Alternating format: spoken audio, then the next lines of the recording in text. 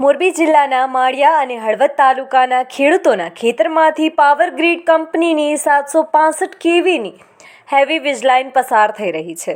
જો કે ખેડૂતોને પૂરું વળતર આપવામાં આવી રહ્યું નથી, જેથી કરીને આજે હળવદ તાલુકાના ધુડકોટ ગામે ખેડૂતોનું સંમેલનનું આયોજન કરવામાં આવ્યું હતું, જેમાં ન માત્ર મોરબી જિલ્લો પરંતુ ગુજરાતના 14 જિલ્લામાંથી ખેડૂત આગેવાનો હાજર રહ્યા હતા અને ગુજરાતમાં કોઈપણ જગ્યાએથી પાવર ગ્રીડની કે અન્ય કોઈપણ વીજ કંપનીની લાઇન પસાર થતી હોય તો ખેડૂતોને પૂરું વળતર ચૂકવવામાં આવે તેવી માંગ કરવામાં આવી છે.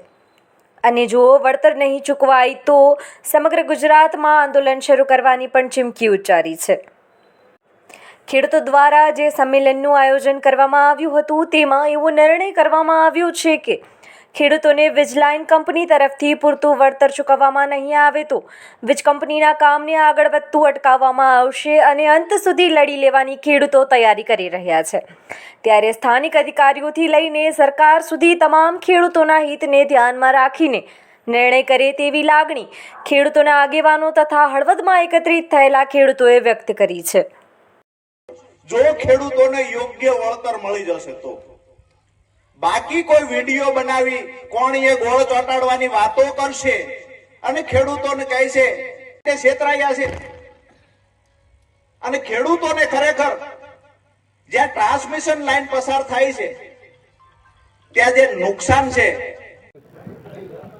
આજે લાકડિયાથી અમદાવાદ 765 કેવીની જે power grid company high tension line ઊભી કરી રહી છે, જેના કચ્છથી લઈને અમદાવાદ સુધીના સાથે જ બીજી અન્ય જગ્યાએ ઉત્તર ગુજરાતમાં પણ પાવર ગ્રીડ કંપની દ્વારા બળજબરીપૂર્વક ખેડૂતોના ખેતરમાં હાઈ ટેન્શન લાઇનનું કામ ચાલુ કરવામાં આવ્યું છે. ત્યારે આજે હળવદ તાલુકાના ધુડકોટ ગામે 14 જિલ્લાના ખેડૂત આગેવાનો સાથે મિટિંગ યોજાઈ, જેમાં અનેક ફરિયાદો ખેડૂતોની હતી કે ખરેખર કંપનીવાળા મારકૂટનો ખોટા કેસો દાખલ કરી કચ્છની અંદર અમુક ખેડૂતોની ધરપકડ કરવામાં આવી છે. તમામ રૂટ પર જે ખરેખર ખેડૂતોને યોગ્ય વળતર મળવું જોઈએ, આ વળતર ચૂકવવાના બદલે એનકેન પ્રકારે ખેડૂતોને પોલીસનો ડર બતાવી, ખેડૂતોને ધમકાવી અને બળજબરીપૂર્વક જ્યારે કંપની લાઇનનું કામ ચાલુ કર્યું છે, ત્યારે આજે 14 જિલ્લાના ખેડૂતો સાથે મળી અને એક નિર્ણય કરવામાં આવ્યો છે કે ભૂતકાળના જે હુકમો થયા છે એ હુકમને અનુસંધાને જે 2024નો પરિપત્ર છે કે ખરેખર જે હુકમો થયા છે એને ડબલ કરી આપવા ખેડૂતને.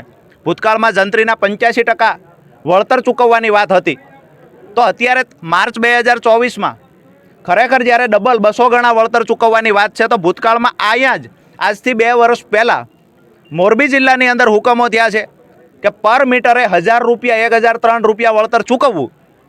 આજે કેમ કંપની ના પાડે છે? આજે કેમ કલેક્ટર ખેડૂતના ફેવરમાં નિર્ણય નથી આપતા? ભૂતકાળમાં 2 વર્ષ પહેલાં જ આ નિર્ણયો લેવાયા છે. તો આજે ખેડૂતની માંગણી છે કે મોંઘવારી પ્રમાણે અને જે દર વર્ષે 10%નો વધારો કરી આપવાની વાત છે એ પ્રમાણે તમામ ખેડૂતોને વળતર ચૂકવવામાં આવે. અગર વળતર ચૂકવવામાં કંપની આનાકાની કરશે અને દબંગાઈ કરી બળજબરીપૂર્વક ખેડૂતના ખેતરમાં ઘૂસવાના પ્રયત્ન કરશે તો ગાંધી ચિંધ્યા માર્ગે 14 જિલ્લામાં જબરજસ્ત ખેડૂત આંદોલન ઊભું થશે. સરકારને નમ્ર વિનંતી છે કે જગતના તાતને ઉશ્કેરવાનું બંધ કરે અને ખેડૂતના હિતમાં નિર્ણય લે. ક્યાં ક્યાંથી ખેડૂતો આવ્યા હતા અને ખેડૂતોની મુખ્ય માંગણી શું છે? હું કાનબા જાડેજા ધુડકોટ જે આ સભાનું આયોજન કર્યું હતું ધુડકોટ ગામમાં, હવે આ જે સરકારે નિર્ણય કર્યો છે એ હજી સરકારને માન્ય નથી, એટલે આવનારા સમયમાં હજી ખેડૂત લડતની ચાલુ રાખશે. અને જે ભચાઉ તાલુકાના ખેડૂતો 8 થી 9 ગામના આવ્યા હતા, અમદાવાદ, મહેસાણા, પાટણ અને સુરેન્દ્રનગર, ધાંગધ્રાના અને હળવદ, માળિયા અને જે બીજા 14 જિલ્લાના ખેડૂત આગેવાનો આવ્યા હતા.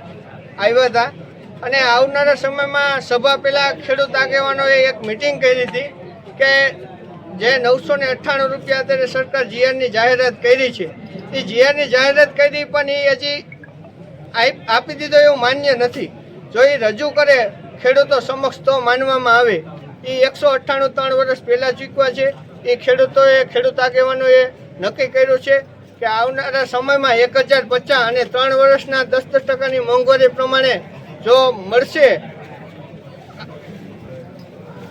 વળતર તો જ માન્ય રહેશે અને ખેડૂતો સભાઓ તેની બંધ કરશે અને આવનારા સમયમાં જો એ વર્તન નહીં રાખે તો લડત ચાલુ રાખશે. જય જવાન જય કિસાન. નામ બોલી જાઓ તમારું. કાનભા જાડેજા ધુડકોટ.